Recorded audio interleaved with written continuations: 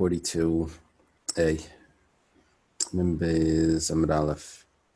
There's two dots here. It says Avol Nais and Chulu, that a person may place hot water or cold water into a cup in order to cool it down.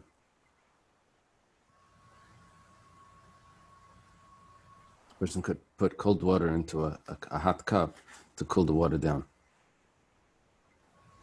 To cool down the hot water that's in the cup. Okay, so we'll start from Taner Rabbanan. Refuah Shleimet for David. Right. Okay, Taner Rabbanan. Nois nadam chamel techzeinen v'leyatzenen techamen divri b'shamai. It says in the Brisa that a person can put hot water into cold water. Talking about the issue of cooking on Shabbos. So he can put hot water into cold water, but he can't put cold water into hot water. So Rashi learns that we're discussing what's on bottom. Comes into play the rules of Tata Gavar.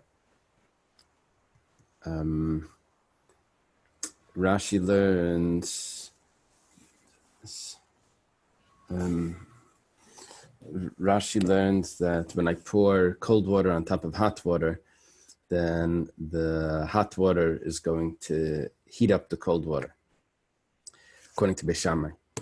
And the opposite, if I pour hot water on top of cold water, then the cold water on the bottom will cool off the hot water. Tatal Gavar, whichever one is on the bottom is going to overpower the one that's on top. That's the opinion of Beis Shammai. Beisil Laimrim, Bein Chamel Techzeinen, Bein Tetzeinen Techamen.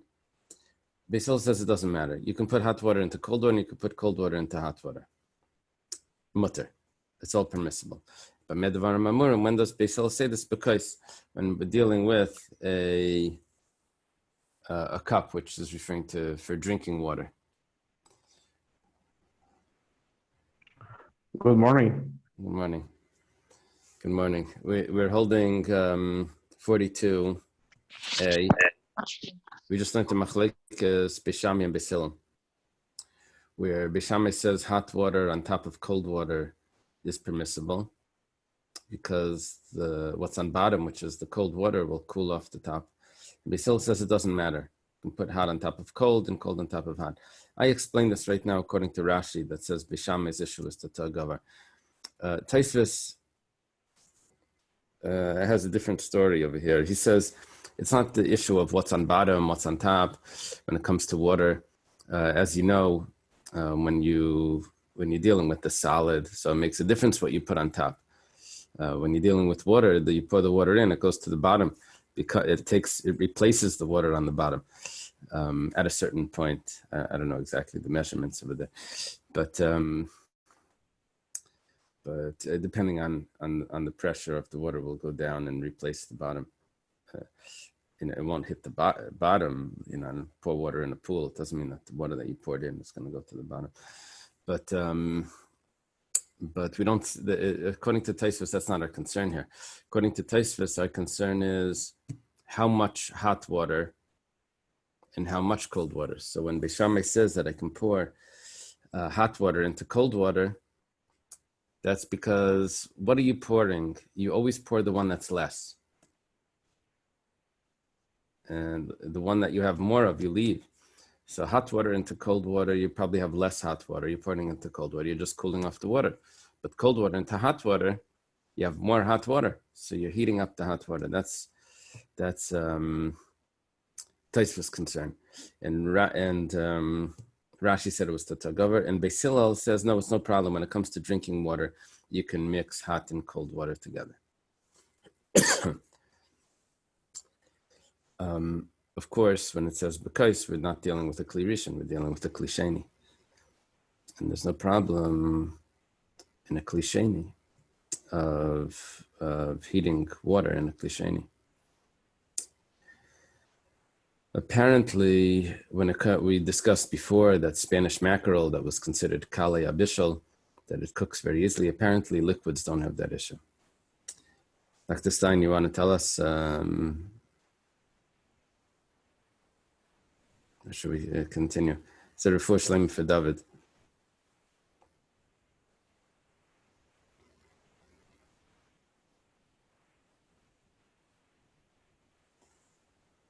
Okay, I'm sorry, I had to find my voice.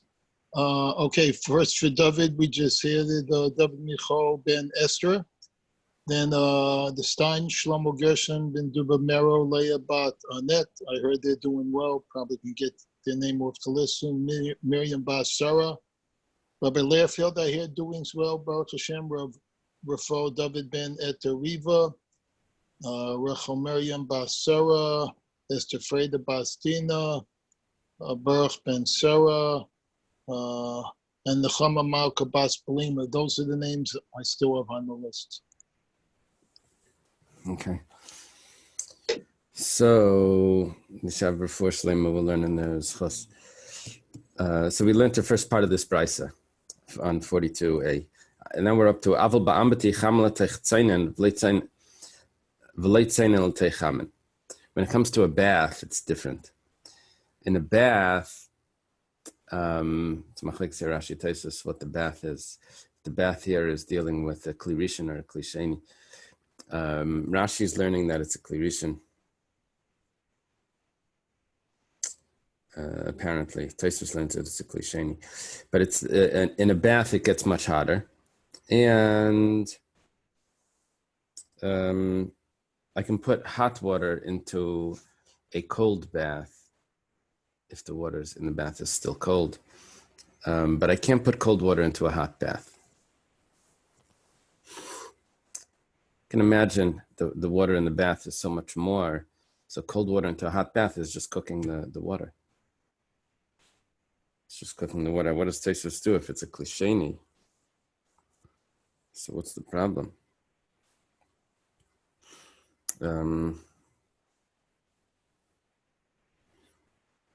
Taisus says that it's a Gzeira. People will think it's a Kli Rishon. Okay, Reb Shimon ben Manasseh Eiser. Reb Shimon ben Manasseh forbids it. What does he forbid? Right now we think that you can't put hot water into a cold bath. That's the last thing that we said. We said that was allowed. He says that it's asur. Rav Nachman halacha Reb Shimon ben Manasseh. Reb Nachman says halacha like Reb Shimon ben Manasseh. So Savar Rabbi Yosef l'meimar sefal hariel kambati. Rabbi Yosef thinks that maybe a sefel, which is how do they translate there in the art scroll? It's some sort of bucket. A bucket. So a bucket is like an ambati. Now a bucket is not the Kli Rishon. A bucket, it would be a Kli Sheni. Rashi said that the ambati was a Kli Rishon. And so Rabbi Yosef thinks that the sefel will have the same halacha as an ambati. Abaya tells to his teacher, Rabbi Yosef, no, the bucket is different than the bath, and therefore cold water into an ambati, into a hot bath, is prohibited, but cold water into a sefel is permissible. Abaya continues. He says, in this that you thought that a bucket is like a bath. And Rav Nachman says that halacha is like Reb Shimon ben Manasseh. I can't put cold water into a bath for sure not. I can't put cold water into a bucket. B'Shabbos rechitza b'chamen leka. I can't put cold water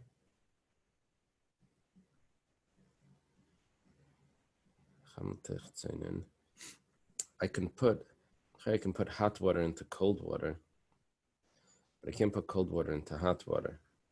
And according to Rav Nachman, even if it's in a bath, I do have a solution. I could put hot water into cold water.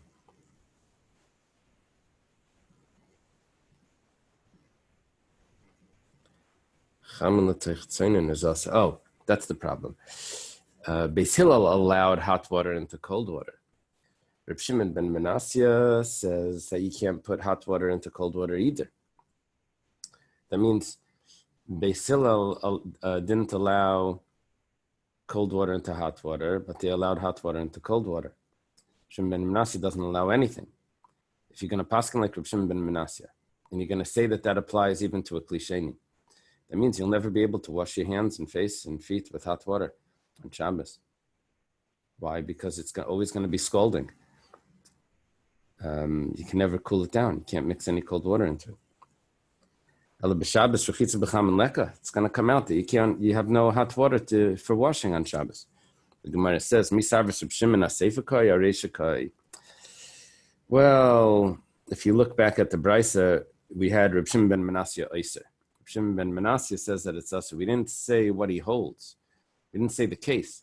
We assume that he was talking about hot water into cold water. Reb Shimon ben Manasseh says that that's not allowed. You think Reb Shimon ben Manasseh is talking about the Seifa, the last thing that we said? No. We're talking about the ratio. We're talking about drinking water. Where Basil says you can put hot into cold or cold into hot. Reb Shimon ben Manasseh says for drinking water you can't put cold into hot. No one said that hot water you can't put into cold water in a bath. Reb Shimon ben Manasseh, it depends how you're going to use the commas here. Reb Shimon ben Manasseh forbids it. What was he talking about? You had two cases before. Which one does he forbid? So we thought he was talking about forbidding the second case, which was bath water. You can't put hot water into cold water. Turns out, according to the way Rabbi Yosef wanted to learn, that he's actually referring to the first case. We're talking about drinking water, and he's saying that you can't put cold water into hot water. Lema, if that's the case, cold water into hot water for drinking water, who held that you couldn't do that? That was the opinion of Beis Shammai. Lema Reb Shimon ben Manasseh, Damar ke Beis Shammai. Then Reb Shimon ben Manasseh and Beis Shammai is the same. The Gemara says, Hachi Kamar. This is what Reb Shimon ben Manasseh means. Leinechleko Beis Shammai u Beis Hillel b'davar zeh. Shimon ben Manasseh holds that Beis Shammai and Beis Hillel never argued about this. So there's a machlekes if there's a machlekes. That's what comes out according to the way Rabbi Yosef wants to learn it. According to Abaya, we have no problem. According to Abaya, we could say that Reb Shimon ben Manasseh is the Seifa, and it's talking about the Ambati, that you can't put hot water into cold water. How do you have a bath on Shabbos? Not a bath, but how do you wash your hands or feet in hot water? Well, that's not a problem, because he doesn't say that Sefel is Kambati. He says that's all of that is only in a Kli Rishon. In a Kli Sheni, there's no problem. Yeah, it's a little bit unclear. It's a little bit unclear how I have the cold water in a Kli Sheni and I'm adding hot water into the cold water. Sefel, Hariyo Ka'ambati. Unless what it means is that the Sefel is full of cold water, and I'm adding water from a klisheni. That must be the pshat. I'm adding water from a klisheni into the Sefel, and it's not cooking. It's going to become a klishlishi. Well, and I don't have a concern of cooking the water in the Sefel. I don't know if that's the pshat. Something sounds funny over there.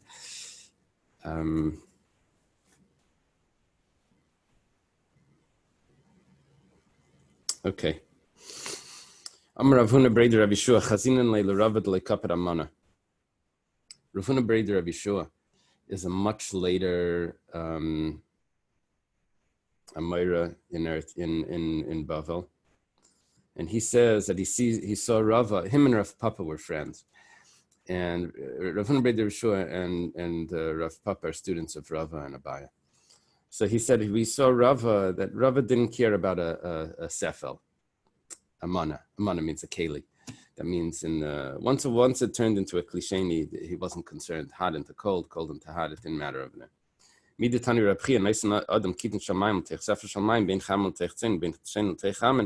not a problem. Rabbi taught that you can put into a sefel, into a bucket, whether it's hot into cold or cold into hot. Once it's off the fire and changed utensils, so it's a klisheni, and you can put something hot into it. What would this be? Sounds like a baby bottle. You take it out of the fridge for whatever, and it's too cold, so you put it into a cup of hot water. You immerse it inside the cup of hot water. If it's a klisheni, Reb Chia teaches it's not a problem, even though that's tzainin l'teichamin. Beis Shammai would not approve of that.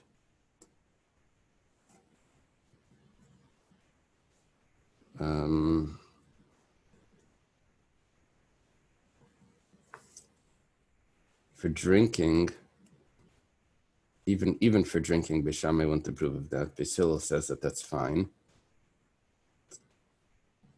The whole question would be with Reb Shimon ben Manasseh when we're dealing with a bath. If you learn the second way, that he's talking about that he forbids a bath. He forbids a bath, hot into cold.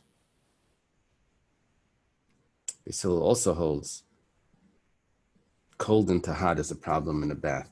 You couldn't put, according to Beis Hillel, you can't put a baby bottle into a hot bath. That's what, because the bath is hotter. Ambati has a extra chumrah. Okay, so Rava isn't concerned about this, and the Gemara says, "Amalei Rav Huna Rav Ashi." 1 second, you don't really have a proof from what Rava's doing, mixing water, from what Reb Chia taught. Why? Because Dilmashani Hasim the Mifsa Keli.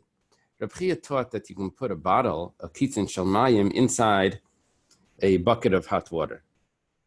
But there's a vessel, there's a container to that. You're not mixing the water. Maybe mixing the water is asur.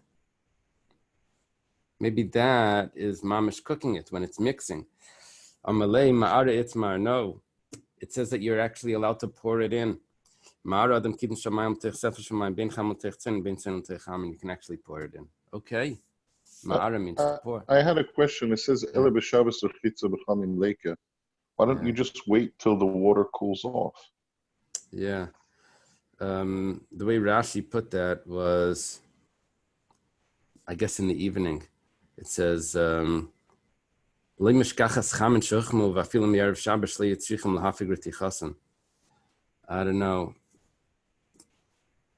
know. We have a solution. If you have hot water and you want it to cool down, there's a segula. You say kapitel kufyates. And it cools down. I don't know. That's right. It's a good point. You see what it's. You see that's Rashi. Yes. Yeah, I don't know I don't understand why.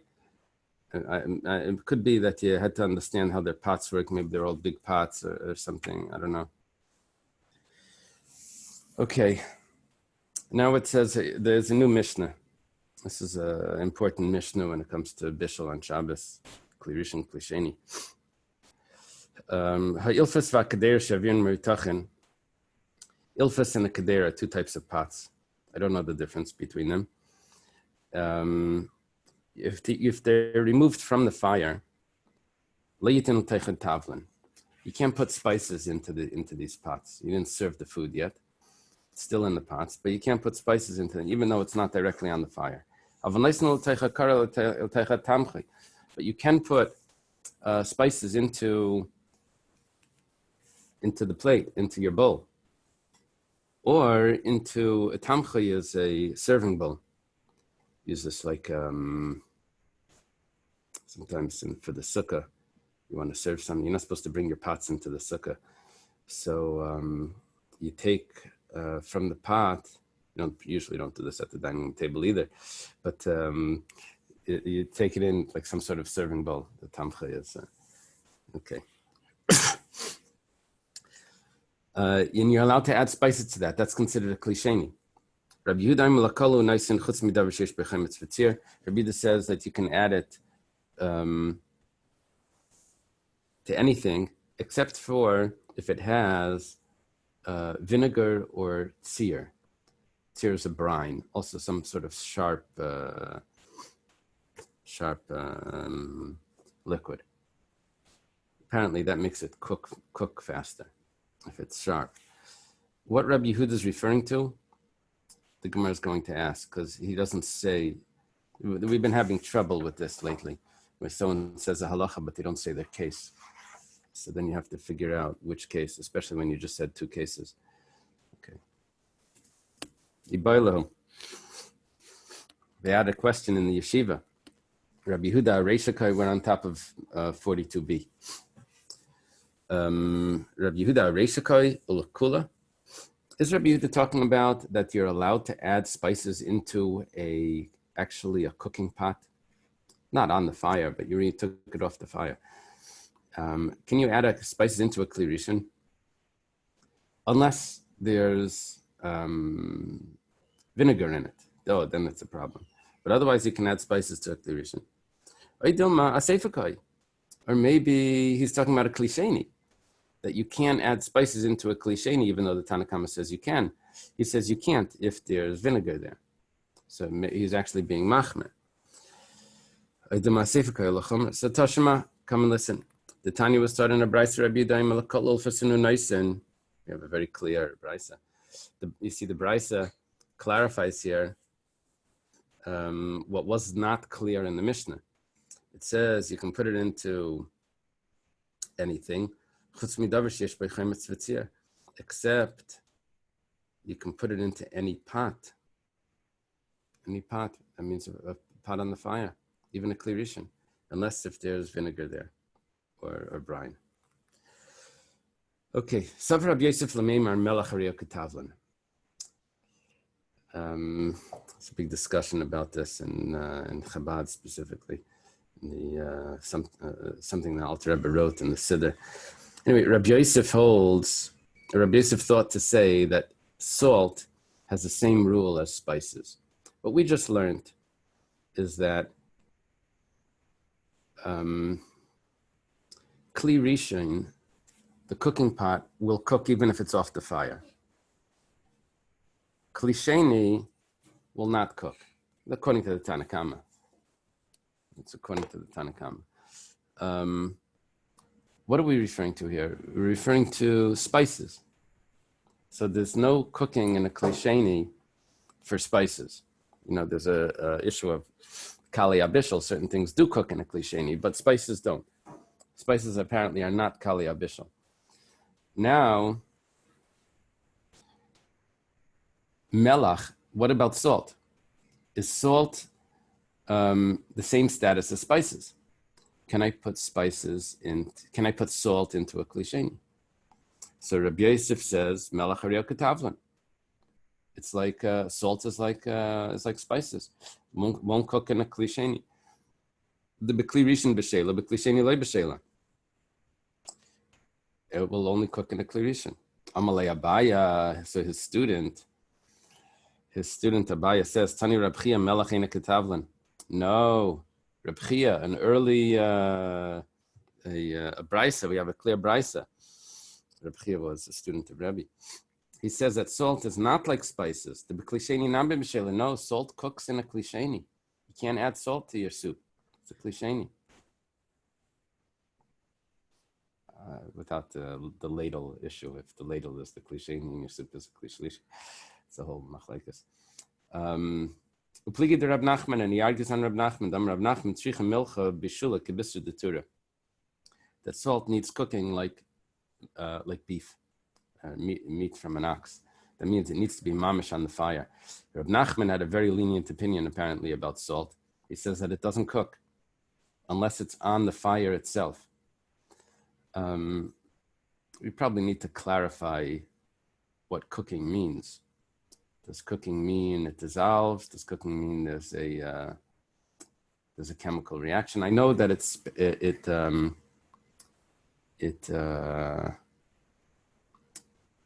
spreads.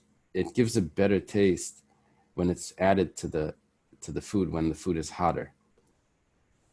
You don't have to use as much salt if the food is hot. What exactly cooking means, though, is probably going to be a discussion. Probably this is what it's based on. We always said when it came to liquid that cooking just meant getting it to a certain temperature. We weren't sure at cooking a salad if that also means getting it to a certain temperature, or if it means something changing in it, even though that's the same thing, the temperature, there's some sort of change. The Iglital, the Sachachaver, has a discussion if cooking water, when the bacteria goes out, if there's bishul acher bishul. Usually we say that with liquids, once you cook it, if it cools down, you cook it again. So that's cooking. That's cooking it again. But if you're looking at what's changing in the water, so you've already cooked it once. It's like sterilized. So he discusses that.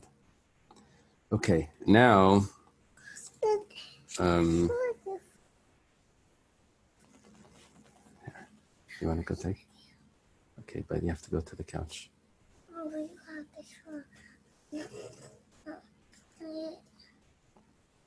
Sorry. Okay, now we're holding Vikadamri. Take Shragi with you. Now we have another interpretation here. Vikadamri.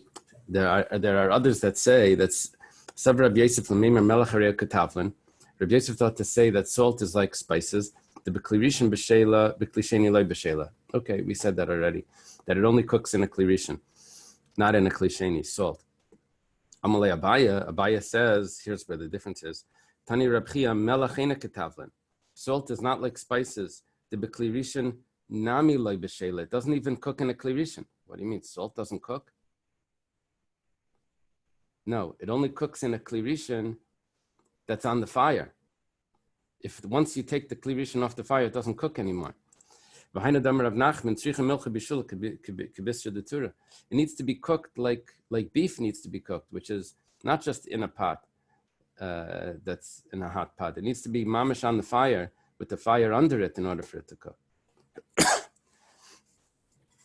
It's a discussion about tea. If you can put a tea bag into a klisheni. Does the tea cook?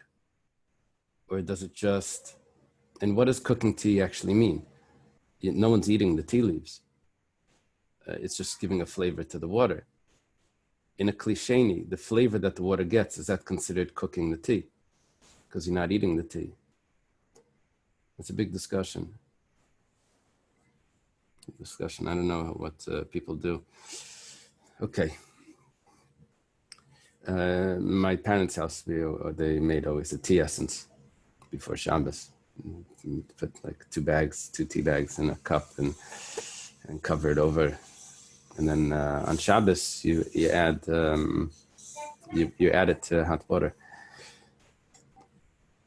Okay, you lose the fun of but you can't dunk anyways on Shabbos. It's straining. Okay, ein neisten keli tachas aner, a new Mishnah. You can't put a vessel under a lamp, l'kabel bayas hashemen, to catch the dripping oil. It could be that the lamp wasn't perfect and there would be a little drip. So you would put a vessel, you can't do that. But if you put the vessel there by day, then it's allowed. You're allowed to leave it there. You don't have to remove it. You can't put it there on Shabbos. And you can't have enjoyment from the oil that drips because it wasn't prepared before Shabbos. Rashi says something very surprising here. He says, what's the problem of putting this vessel under the lamp? He says, well, there's two issues. The Gemara is going to explain the issues. The two issues that the Gemara is going to explain is, one is that even though a regular plate or whatever is not muktzah, it's not muktzah. You can use a plate. Plate's it's not muktzah. But I can't move even a keli that's not muktzah for something that is muktzah. There's what I'm moving it for makes a difference. Big deal here. I can't move a plate for something that's muktzah. That's one issue. The other issue is that because the oil is going to drip into this vessel, and the oil is muktzah, so this vessel is now becoming muktzah. It's called mevatel keli mechanai.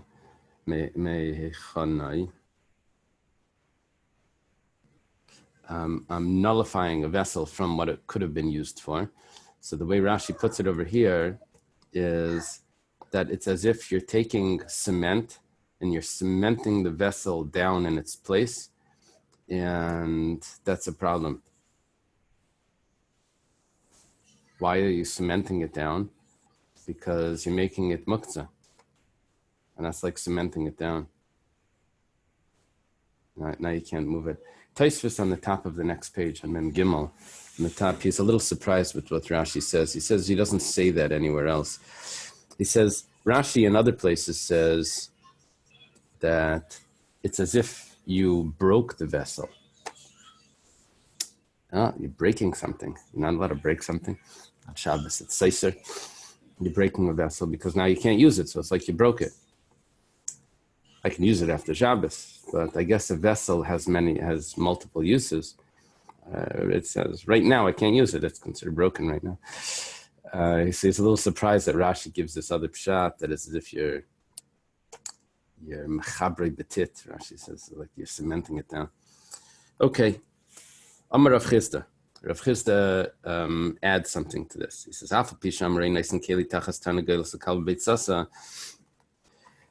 what Rav Chisda wants to say is, even though we just said that sometimes you can't use a vessel for a seemingly kosher purpose, you're not allowed to do that.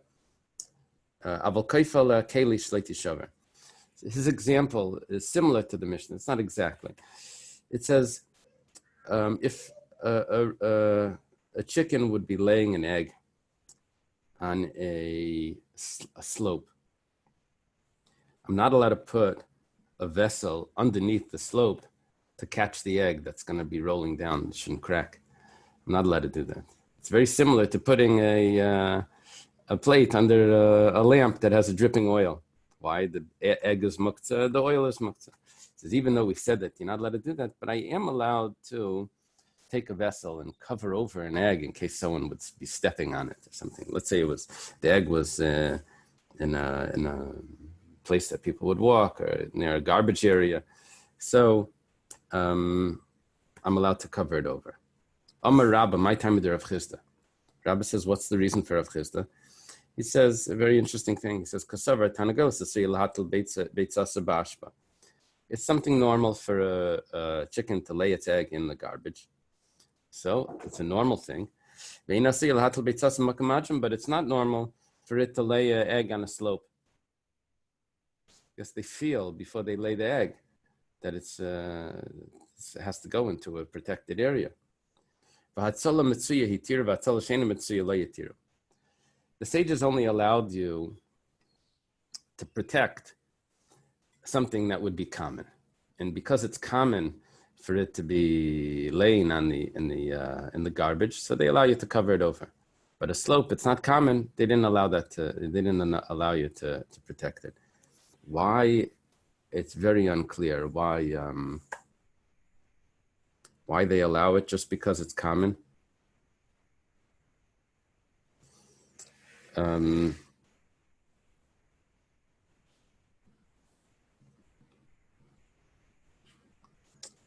Rashi learns that this has to do with something that's muktzah. The egg is muktzah.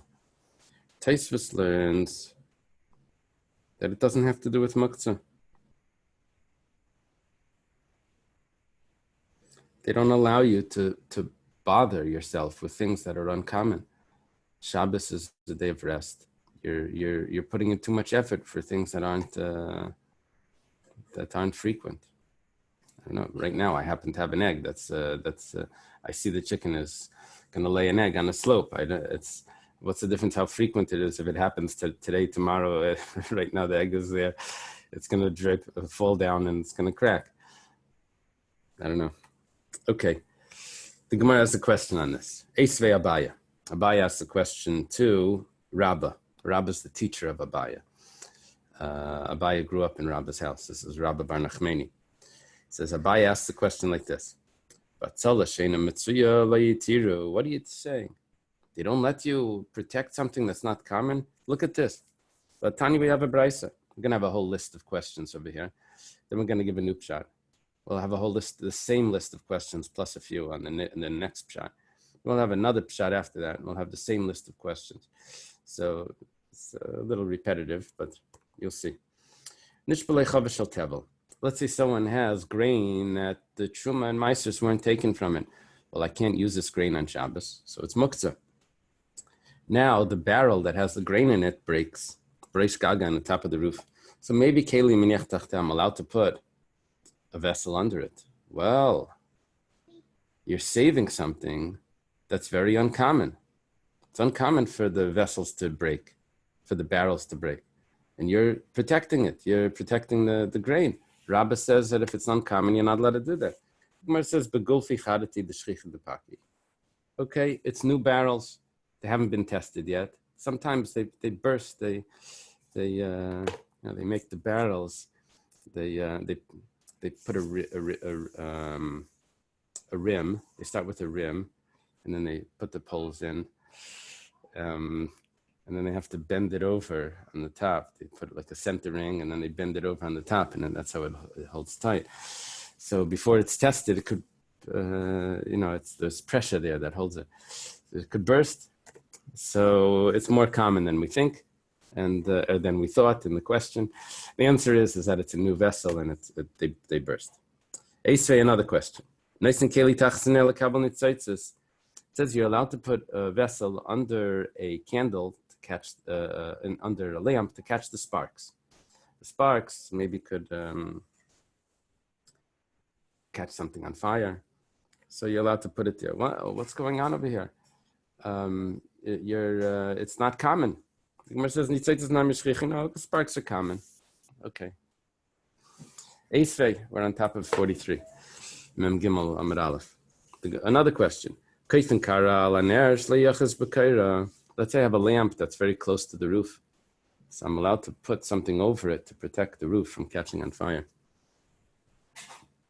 Well, it's not common for the roof to catch on fire. The Gemara says, no, but bati gechini. Gechini means a midget. Or a low, it's a low house. The shchicha like it's common for low roofs to catch on fire. So it's more common, and you're allowed to do that. Okay, everything so far is fitting with Rabbah. You have a question that's uncommon, we answer, no, it's common. Let's say the beam of the roof broke. So, I can put a bed under it or a bench under it to catch the roof from caving in.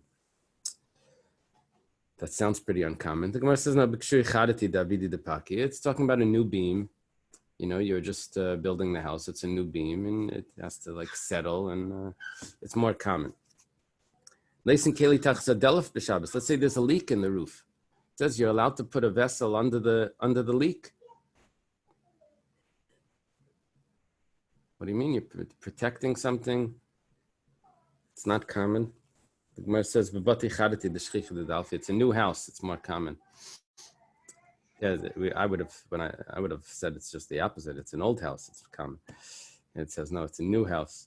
They didn't plaster it right or something. Okay, Rabbi Yosef gives another reason. That was Rabbah. Rabbah said that what's the difference in the two cases of Rav Chisda? One is yes allowed, one's not allowed. Said it depends how common it is. Rabbi Yosef says, no, the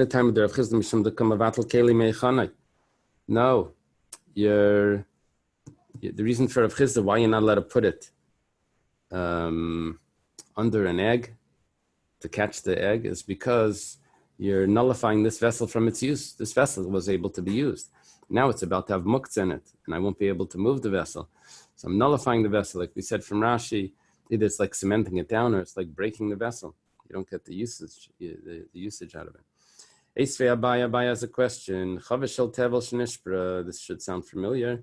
If there's a barrel of tevel is the grain that the truma and meisus weren't taken from. So So it's muktzah. And the barrel that the grain is held in breaks. Maybe I'm allowed to put another vessel under it to catch this grain, this muktzah grain. Before we asked the question, we said, well, it's uncommon for it to burst. We said, no, it's common. Now we're dealing with something else. Now our issue is that it's going to be, it's going to become muktzah. I don't have it. When it comes in. It's going to become muktzah. It's mevatel keli meichane. So Amar lei, he responds, or Rabbi Yosef responds, Tevel muchanu eitel Shabbos. Nope, it's not muktzah. Tevel is not muktzah. Why? Shemaver v'tikne mesukim. You see, you're not allowed to take chumas and maisus on Shabbos. But if you did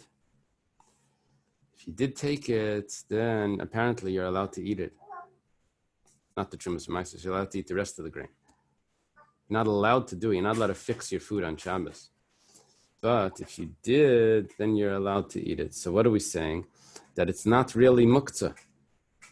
Because there's a solution for this. It could be resolved. It's halachically not correct. But nevertheless, it's not muktzah. Tosfos has some issues with this.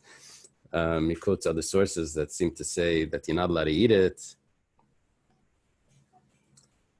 Maybe it's talking about when you have no other food and then you would be allowed to eat it. Okay, whatever the case is, the way we're answering this question is we're saying that what you thought was muktzah is not really muktzah. And therefore you can use the vessel to collect it. Nice and keli tachas aner lekabel nitzaitzes. You're allowed to put a vessel to catch the Dr. Stein, that must be for Yitzi.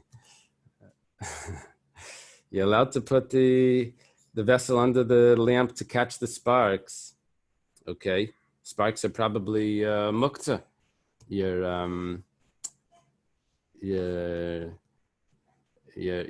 nullifying the vessel. No, the sparks have no mamash. There's no substance to it. They disappear. The vessel doesn't become muktzah because a spark fell on it. What about this? That bench, you're nullifying from its usage. You're putting it under the roof. The Gemara answers derafi, diboy shakale. What does that mean? You can still remove it. It's not mamish mevatel it. Okay. Now it says kaifin asasal. No, I'm sorry. Nice and keli tachza delef b'Shabbos. What about the drip? You're not going to be able to use this vessel because the drip from the ceiling is dripping into it. The Gemara says b'delef haroi. It's apparently the liquid is not the water that's dripping in is possible to still use. You can still drink it. Okay. Now it says kaifin asasal lefnei afreichem sheyalav v'yardo. Okay, now we have an interesting issue. It says that there's birds that want to go up to another place. To help them up, you make some sort of ladder. What do? You take a basket, you turn it over so that they can jump on it and they go from this to the next place. It says you're allowed to do that. And kasavar mutal etaltle. The answer to that question is, one second, if you're going to put it for the birds, it's going to become muktzah. Because birds are going to be muktzah. Balei Chayim are muktzah in general, unless you need, unless you're responsible to feed them or whatever. But the birds are going to eat on their own, and you're just allowing them to jump up. These birds are muktzah. So the vessel that's going to be used for them is going to become muktzah also. How are you allowed to do that? Mevatel keli meichani. The Gemara answers, well, we hold that you're allowed to move it. You're not really mevatel keli meichana. You're allowed to move. Maybe it means you're allowed to move the birds. The Gemara says, one second. You're not allowed to move the birds, or the vessel that's under it. This is becoming totally muktzah. There's a problem with Rabbi Yosef's pshat. The Gemara says, ba'idon alav. When did we say that you're not allowed to move the vessel? That's only when the birds are still on top of it. Aha. But once they jump off, then you're allowed to move it. Well, apparently that's not a concern to us. Taisus discusses if there's muktzah l'chatzi Shabbos. But Tanya, one second, there's a brisa that says even if it's not on it, it's still muktzah. Rabavo explains that brisa. It's talking about that the birds were on it the whole bein hashmashas. It means as twilight, as Shabbos is coming in. Migud is katzayla bein hashmashas, it's katzayla kuliyayma. Because it was muktzah for bein hashmashas, it becomes muktzah the whole Shabbos. Okay. That's the pshat in that Gemara over there about the vessel that it becomes muktzah. It's only if it would be there the whole bein hashmashas. Rabbi Yitzchak. Rabbi Yitzchak says, "Kshem shein neisent keli tachas tanagelos lekabel beitzasa, kach ein kaifen la keli b'shvil shlei tishaver." He argues on Rav Chizda. Chizda said you're allowed to take a vessel and put it over it, over an egg. Rabbi Yitzchak says you're not allowed to.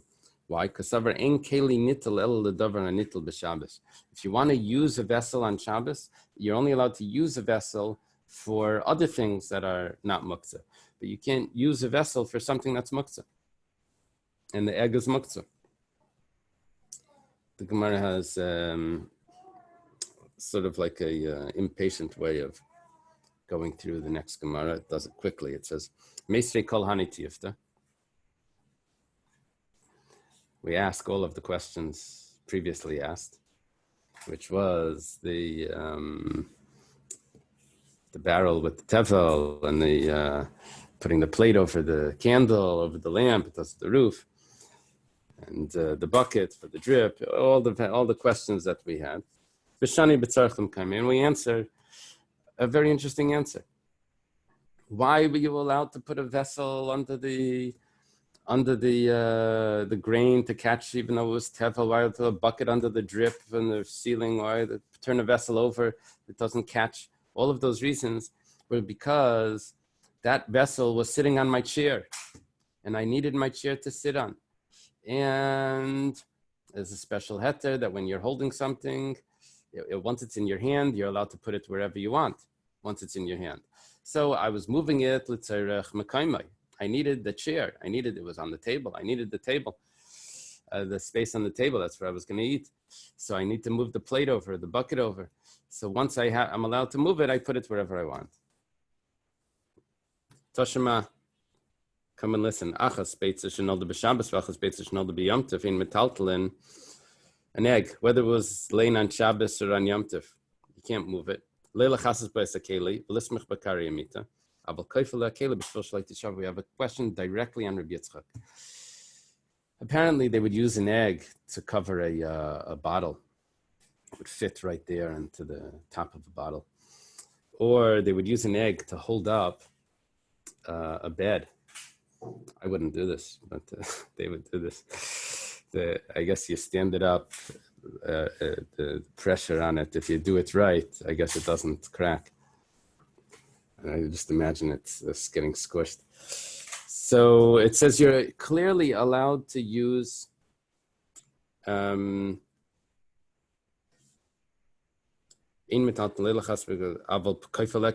allowed to take a vessel and cover it over so the egg doesn't break.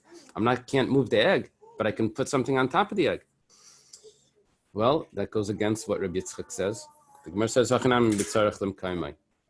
why was I allowed to cover it over? That's because that other vessel that I had was right on the seat that I needed to sit in. I moved it over to, once it's in my hand, I can put it wherever I want. Tashima, person machtzales al gabi avana b'Shabbos. Okay, I'm allowed to take a mat or something. Machtzales is some sort of mat. And I'm allowed to put it over stones on Shabbos. Now, stones are muktzah. So the Gemara says, no, actually over there, why am I putting it over the stones? Well, maybe the stones are going to get ruined in the rain. They'll crumble or something. So it says, no, over there it's actually bavanim mikrzoles, the chazin lebeis akise. This is talking about sharp stones that were used for the bathroom. They ran out of toilet paper. They had special stones that were used for cleaning. I assume they were like flat stones, like they were used. They were able to use them. So they're not muktzah. They're designated. They have a use. Tashma person machzal salgabi levenim b'Shabbos. Ooh, this is bricks. You're allowed to put a mat over bricks on Shabbos. This goes against what Rabbi Yitzchak says. He says that you're not allowed to take even something, a mat, which could be movable, but you can't move it for something that's muktzah, and the bricks are muktzah. It says the shtayer mibinyana dechazan lemizga alayo. These are left over from building that they're used to lean on. They would lean on them or something. I don't know why it has to say they're left over from a building. Just say that they're used for leaning. Okay, Tashima, another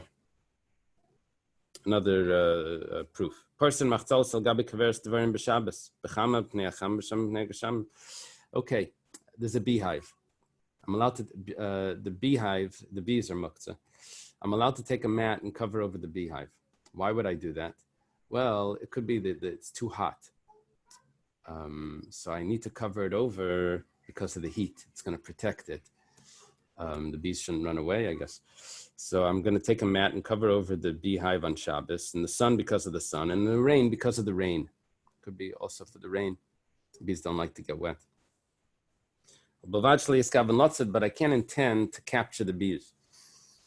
You know, if I cover the whole thing, then I'll be capturing the bees, and I'm not allowed to capture on Shabbos. It's another issue.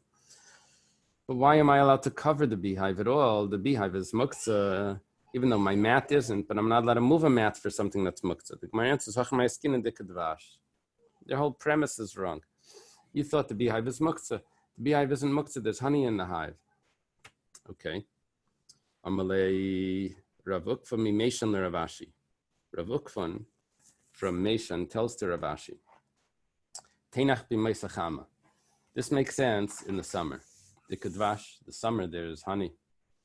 In the colder climates, there's no honey in the winter.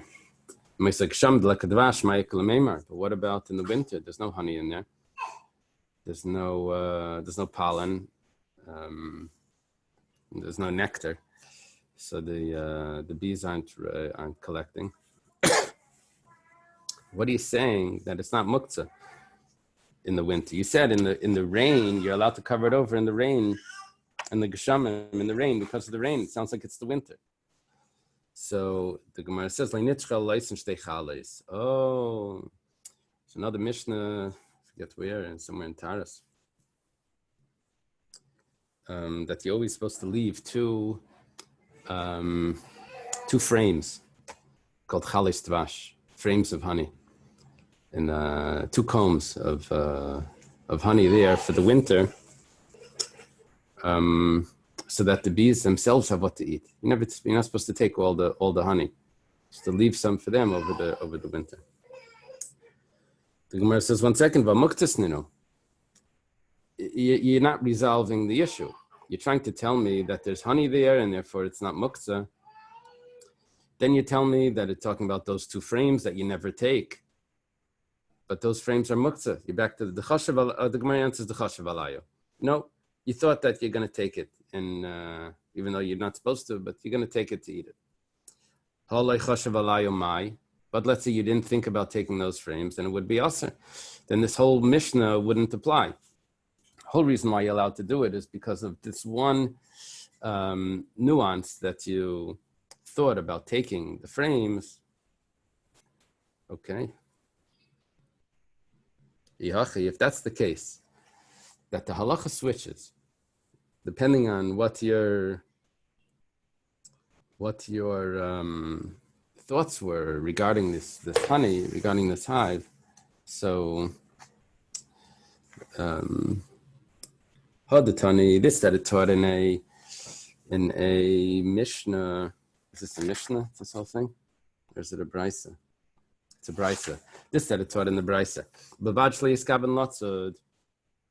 As long as you don't intend to hunt or to capture the bees, in other words, you don't cover the whole thing, then we should have divided it up and said the case differently. See, the way the Gemara views what the Brisa is doing, the Brisa gave me a case where it's permissible. You're allowed to cover the beehive in the summer because of the sun, in the winter because of the rain. You're allowed to, but you're not allowed to cover it with the intention to capture the bees. Now, the truth is that there's a much more closer to home case where I'm not allowed to cover it. And that is if I didn't think about taking the last two frames. I'm also not allowed to. So if you're going to tell me when yes and when no, so tell me both cases of yes and no in the same case. When are you allowed to take it if you thought about, when are you allowed to cover it over if you thought about taking the last two combs to eat?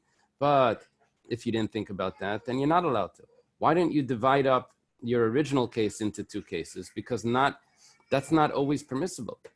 And why do you have to tell me the case? That's not always permissible. So sometimes it's forbidden. Why do you have to tell me the case of forbidden from some other case of, but you can't intend to capture? What do you mean if I don't intend to capture the bees, I'm still not allowed to do it? You should have divided that case into a permissible and forbidden as well.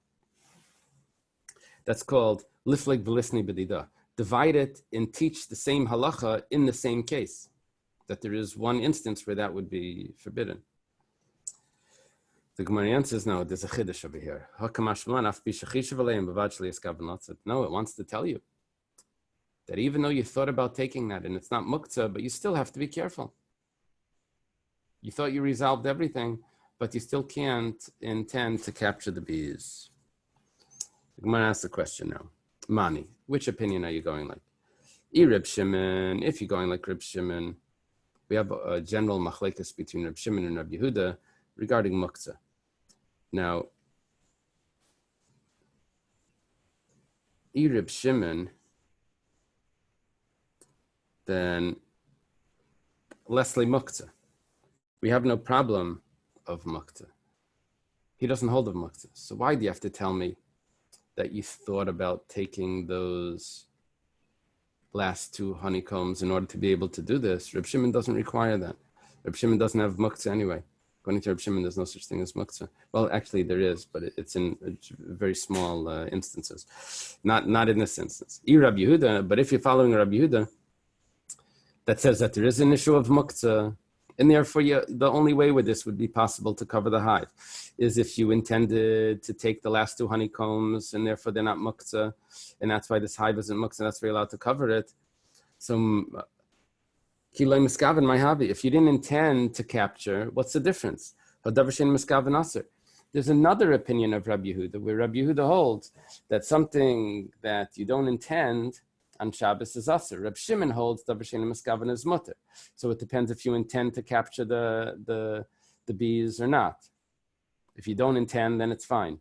But according to Rabbi Yehuda, even if you don't intend to capture them, the fact is you're capturing them. It's asur. So you have to pick an opinion here, and whichever way you go, it messes up the explanation. Gemara says, "Leilam Rabbi Yehuda." Really, it's going with Rabbi Yehuda.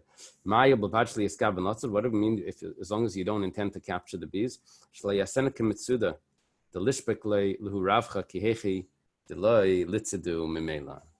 Doesn't mean that you don't intend to capture the bees. That's not our issue. The issue is, how big is your blanket that you're covering the hive? You can't use a blanket that's large, so large that there's no area for the bees to escape. You have to leave one side open so the bees should be able to get out, so you're not actually capturing it. And the bees get out through the little cracks. So that shouldn't be a big deal. Okay. Rav Ashi Amar, that's how we resolve this. It doesn't have to do with intention. It has to do with the way that you're doing it.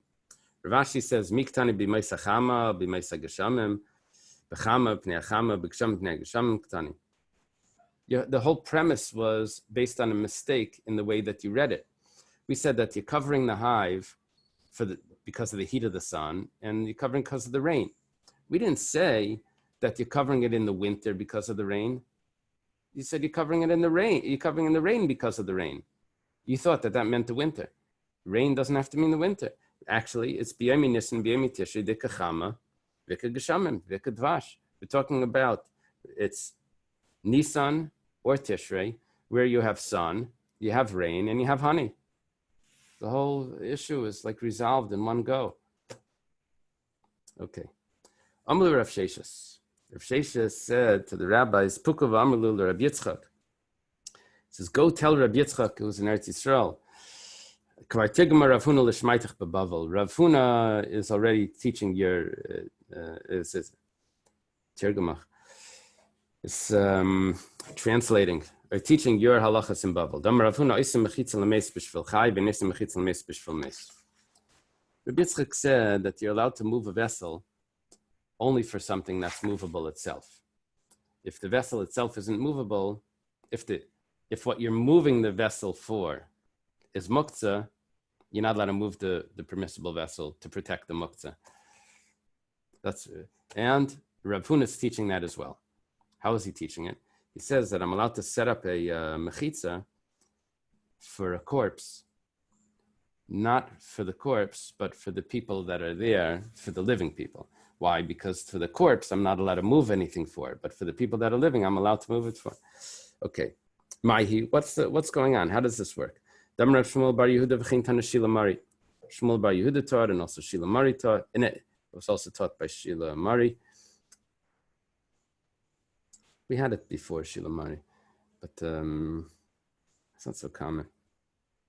Meis hamutal b'chama. Okay, there's a corpse that's in the sun, and that's not a good situation. It's going to start to smell or whatever. So, boim shnei b'nei adam b'yeshmin b'tzidei. Two people come and they sit on the side of the corpse. One sits on one side, one sits on the other side. So cham lahem l'mata. It starts to get, the ground is getting hot. So what they do is zem maybe mita v'yeshav aleh, zem maybe mita v'yeshav aleh. They each bring some sort of bed. It means a small bench or whatever, and they put it under them so they don't get the heat from the ground. What happens when it's hot above them? So maybe a machzelas a parsim aleim. Then, so there's one guy over here, and the corpse is in the center. So there's a mat, there's a bed under them. Now they take some sort of mat and they put it above them. So now they have the corpse covered. And they're not going to sit there the whole day. The person malayim, they spread it over them, and then then they say, you know what? Okay, I'm getting out of here. So he takes his bed, he stands it up, and it supports. I guess he turns it sideways. It supports the mat that's above. The other person does the same thing, and now automatically there's a mat that's covering the corpse. See what was going on over here. There's an issue of building a tent on Shabbos. So you have to figure out a way to build a tent that's permissible. So what they did was they had walls for the tent already prepared beforehand by bringing beds to sit on. Why were they allowed to do that? Well, it was getting hot on the ground. So they had those beds. Then they had a permissible way of getting the mat above them because they were hot and they put the mat above them. Why are they allowed to put a mat above something above them? Maybe because it has no support. It's not considered a tent until it has support. Yeah. Well, why is the Gemara going through all this? We already learned in this Masechta the story of David HaMelech. People were able to lift up the body and take it. Yeah, we learned it's interesting. What did we learn? Said your father's in the sun, right? Yeah, that was over here, the Flamed. Yeah. What did they do? They put a loaf of bread on it and they moved it out of the sun, or a child. So what we're trying to show is that there's another option of doing this. There's another option, and it has to do with that you're not allowed to protect something that's muktzah, but you are allowed to protect something. We're doing it specifically to show how to satisfy Rabbi Yitzchak's halacha. See, Rav Chisda wouldn't have been concerned about this at all. He said, you're allowed to protect an egg, even though the egg is muktzah.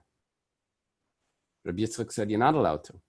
So Rav Sheshes is sending a message to Rabbi Yitzchak that in Bavel, you should know that Rav Huna goes like this as well. He says, you're not allowed to protect the mace, but you're allowed to protect the chai. And so therefore you set this up in a way where you're protecting the chai. You have the people there. The tent gets set up in a permissible way. Building a tent is only prohibited when you, rabbinically, it's biblically, a temporary tent isn't a tent. Even rabbinically, a temporary tent, which is a tent, ayalarai, but that's only if you put the walls there and then you put the roof on. Here, you're getting the roof and then you're putting up the walls. So even rabbinically, there's no issue. So once you resolve the building of the tent issue, then that leaves us with why are you allowed to do this? Only for the chai. Okay, you're doing it for the chai. That's a support to Rabbi Yitzchak that you're not allowed to protect something that's muktzah. Even though everything else is not muktzah. Okay. Itmar was stated by Amara Mesim Mutal B'chama. Let's say there's a corpse that's in the sun. Rabbi Yehuda Amar Shmuel Haifchei Mimita Lamita. You can roll it from bed to bed. You bring another bed next to it and you tilt it over. Rav Chanina Bar Shalmei Mishmei Durav Amar Miniach Alav Kikar Etinik Metaltale. Oh, very good. Exactly that Gemara. You put a loaf of bread or a child on the bed or on top of the mace, and you carry it. And you carry it because there's something else there that's mutter. So, if you have the bread, you have the child there you can use to do this, then fine. The whole machlekes if you don't have. One says that moving indirectly by rolling the body like that is considered moving, and it's aser. That would be Reb Chanina Bar Shalmei in the name of Rav. Another one says no, it's not considered moving. It's tiltul menatzad. It's in an abnormal way. Let's say that this machlekes Amiraim predates them, and it goes back to an earlier machlekes of Tanoim. It says, you're not allowed to save a corpse from a fire. House, God forbid, gets on fire or something. There's a corpse there. You're not allowed to save the corpse. Rabbi Yehuda ben Lakish says you are allowed to. Apparently, Rabbi Yehuda ben Lakish is a Tana. Hechidami.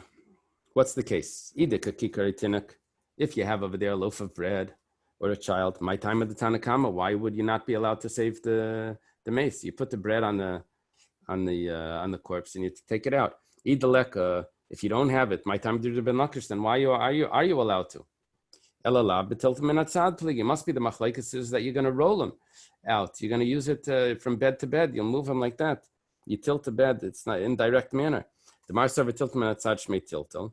The Tanakama holds that in tiltum menatzad muktzah can't be moved in an abnormal way. Marsav leishmei tiltel. One says that it's not considered a problem.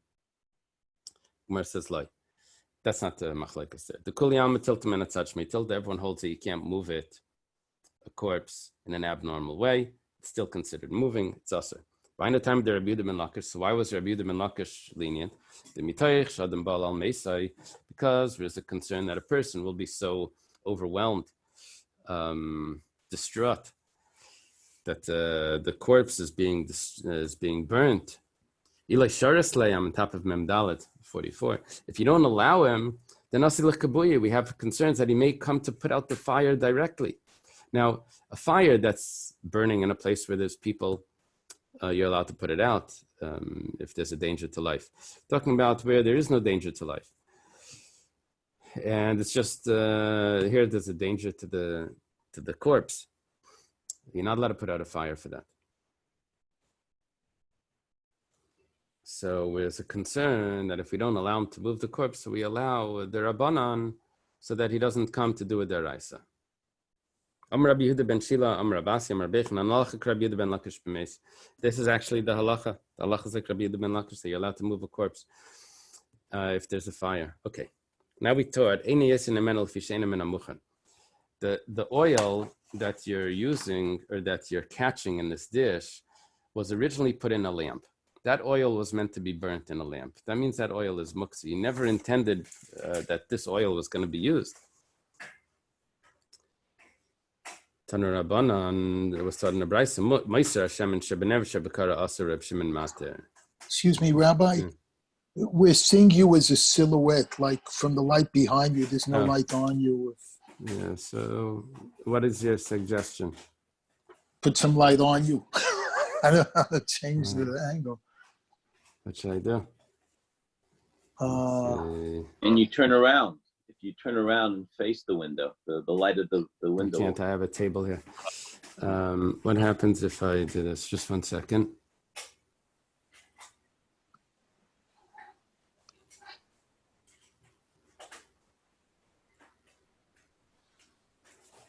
Give me 1 second. The Kohen says, put on the light. Here you are in your room. That's crazy. Integrated webcam. Just 1 second. I'm sorry to interrupt. It just...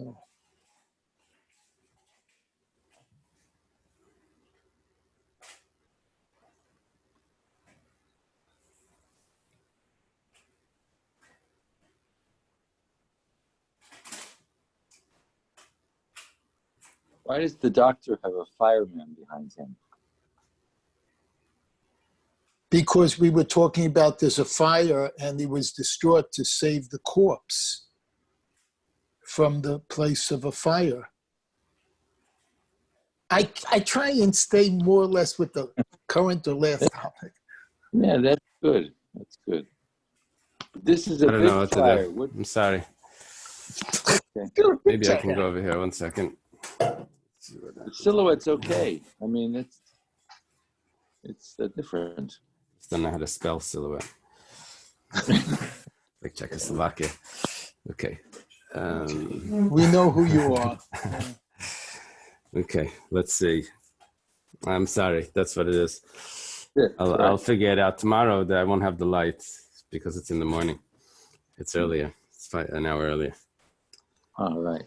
Tanur Rabbanan. Okay, so we have a brayso. Reb Shimon Mater. Reb Shimon says that it's not a problem because Reb Shimon doesn't have muktzah. Just because it was not designated for use or designated for non-use. Reb Shimon, as we learned before, he doesn't hold of muktzah, so that's easier. Okay, we're getting into a sugi of muktzah now, so that's an interesting introduction. If there's a new lamp, talking about an earthenware lamp, it's a new Mishnah here. You're allowed to move a lamp. It's brand new.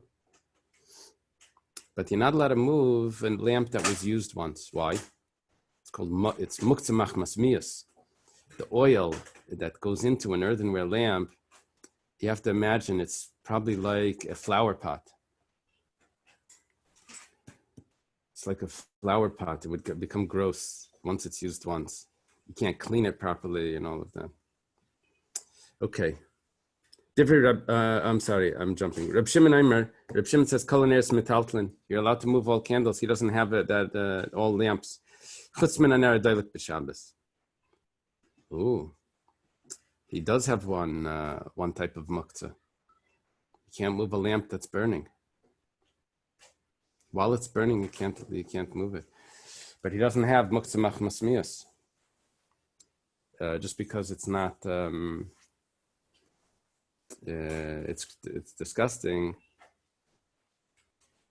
You're still allowed to move it. Okay, let's take a look at the Gemara. Tanur Rabbanan, we have a brayso. We're going to add in another opinion here. It says, "Metaltlin ner chadash avalo yashan." Divrei Rabbi Yehuda. A new lamp you're allowed to move, but not an old one. That was the Tanakama of the Mishnah. In the Brisa, that's the opinion of Rabbi Yehuda. Now we know who the author of who's the Tanakama is.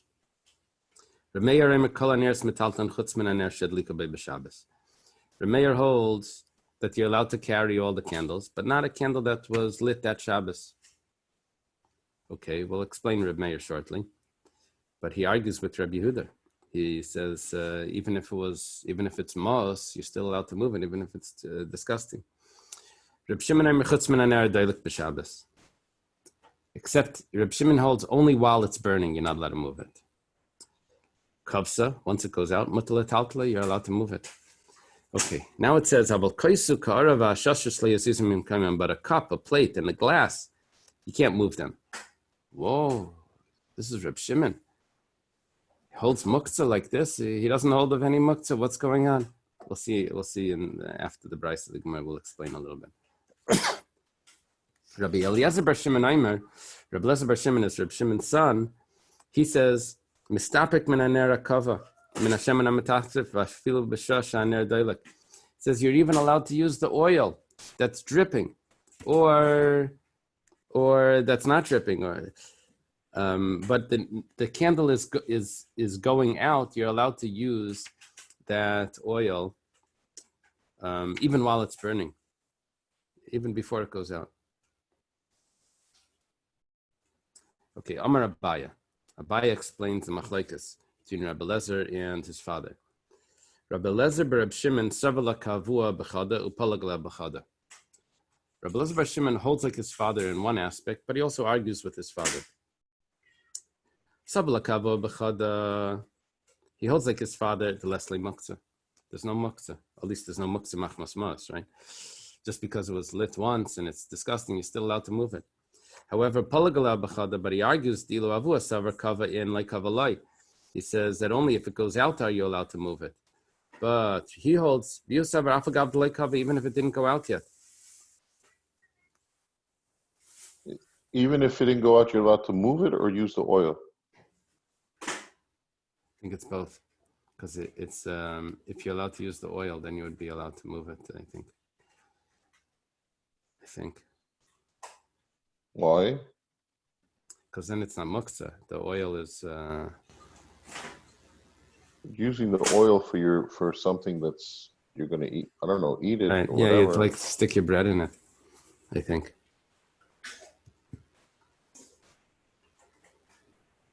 But how does he know that?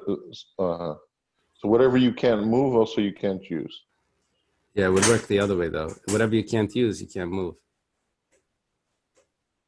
Because you can't use it, so therefore it becomes muktzah. And apparently Reb Shimon holds that it's muktzah while it's mamish burning.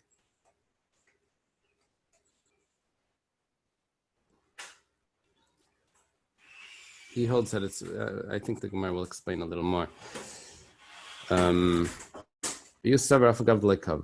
Okay, now the Gemara asks the next point. It says, where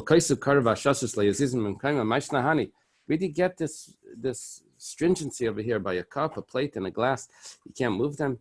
Reb Shimon doesn't hold of any muktzah. Amar Ula Seifas and Rabbi Yehuda. Ula says, that's not Reb Shimon's opinion. You have to put a big period in the Mishnah, in the Brisa rather. It says, Reb Shimon Aimer Chutzman Aner Adelik B'Shabbos Kavsa Mutal Etaltala period. Now we go back to the first opinion. First opinion was Rabbi Yehuda that says that you're allowed to move a new candle, but not an old candle. But you can't move a kais and a kara and a shashas. The Gemara says, what did Rabbi Yehuda say? Rabbi Yehuda said that you're allowed to move a new candle, but not an old candle. But you're not allowed to move this in a kais and a kara. What's aval? Should say and you're not allowed to move. Aval means but. Rabbi Yehuda said something that you're not allowed, and you continue to say something that you're not allowed. So, Reb Shimon. Really, it is Reb Shimon. So, Reb Shimon gets so strict about muktzah, he doesn't hold up muktzah.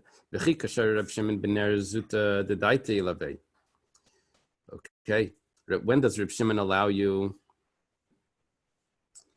to move a candle? That's because he thought it was going to go out. So you had intention that when you lit it, that it's going to go out. But these that are so big, you never had intention that it's going to go out. You think it's going to burn the whole Shabbos. So therefore, you're not allowed to move it. And you're not allowed to move it while it's burning. Gemara says, 1 second. What's left over, you're allowed to move. What are you telling me? That if you didn't have intention for it, it becomes muktzah according to Reb Shimon. We have a clear statement before a brisa that Meiser Hashem, what's left over, is not muktzah according to Reb Shimon. Gemara says, Hasam karadum yidiner, hacha karadum yidakais. Over there, it was a smaller candle. So you knew you were going to move the candle because you knew it was going to, the lamp rather. You knew it was going to go out. Over here, you thought it was going to burn the whole time because it's so large. So you didn't think it was going to go out. So that's why over here it's going to be more strict.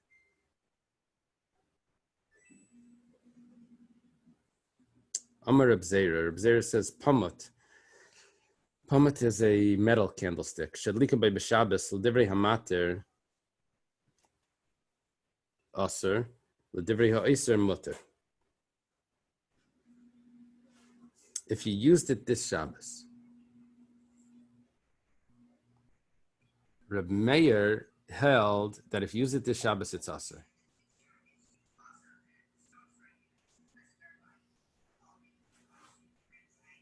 So, l'divrei hamater, to the one that said that once it's used once, it becomes aser, that was, once it becomes, even though it was used once, it's still mutter. That's Reb Meir's opinion.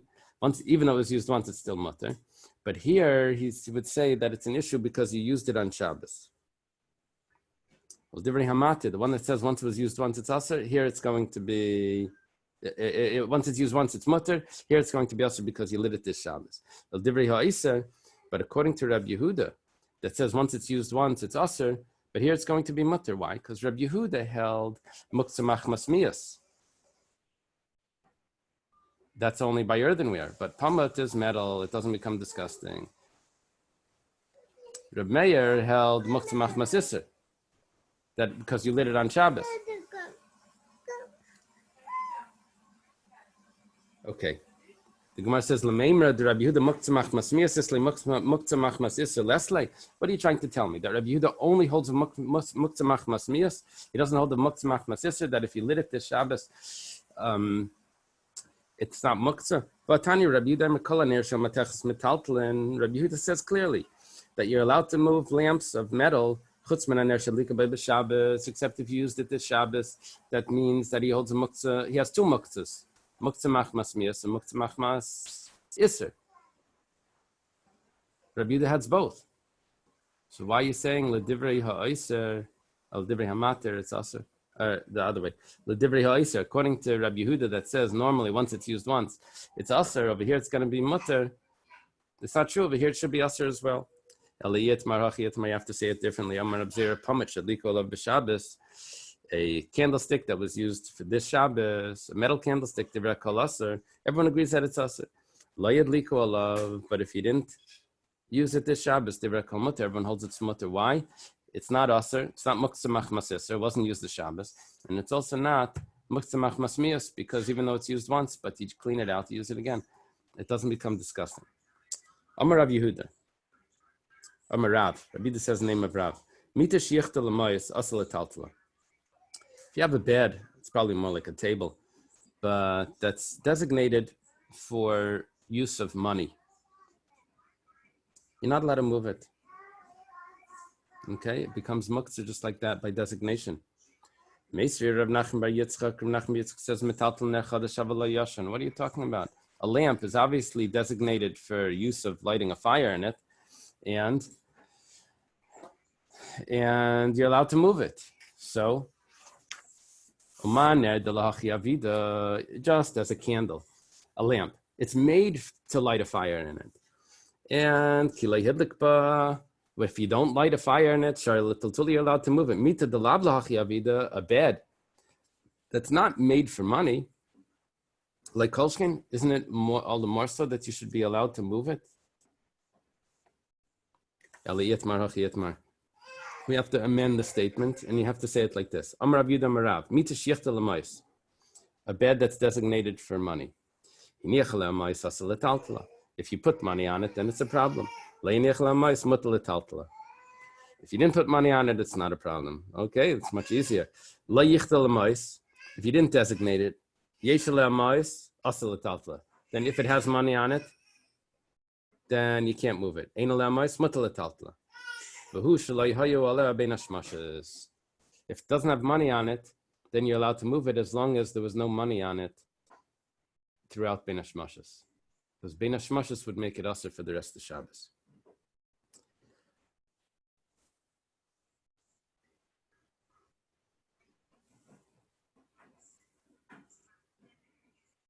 Okay, let's leave it by Amarullah.